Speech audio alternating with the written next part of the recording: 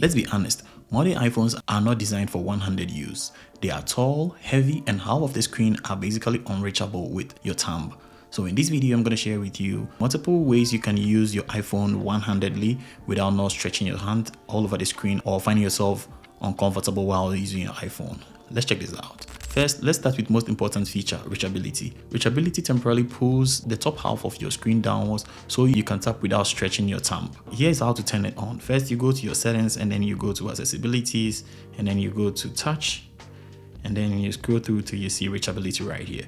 Once you are done, you can just swipe on the screen this way and then you are going to be able to activate it right away on your screen so that you will not be able to stretch your hands on the screen to the top trying to reach your notification center or something. So when you have a notification, you can just do it that way and then you're going to be able to swipe it and then check it out. So you can actually do it too in order to be able to go to anywhere you want to use your phone. This basically works inside of apps and then also in settings and then on the home screen, almost everywhere actually on the iPhone.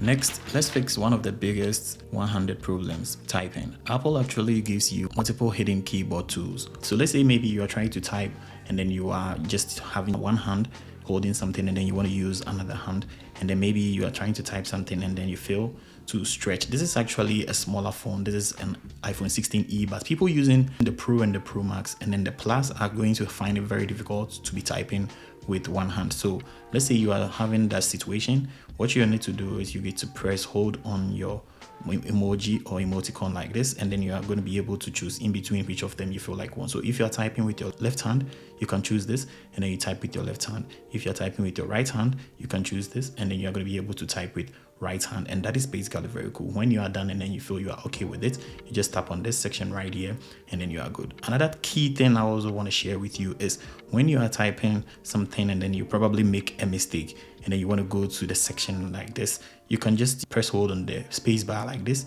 and then drag it this way, and you are going to be able to edit anything you feel like you want to edit right away with the keyboard, and that is basically very cool. This is one of the nifty features people actually don't really use, but I mean, you can just use it this way and then it's actually going to help you. One of the coolest things too I'm going to share with you is swipe typing. So let's say you want to just type school, you can just do it this way. You can see it saved more time, so you can just swipe on your screen this way and then it's going to help you directly. This is actually very, very great. Another key feature too that I'm going to share with you is the back tap, which is a nifty feature that is also going to help you. So you go to your settings and then you scroll down to accessibilities again, and then you're going to go to touch again, and then you're going to scroll down till you see back tap. You can see that I kept it off right here, so you're going to tap on it and then you can choose to put any menu you feel like you want in double tap and then also triple tap. So with double tap, let's say I want to put volume up or volume down. So when I do it this way and I double tap, it's actually going to increase my volume. So you can see the volume is going up.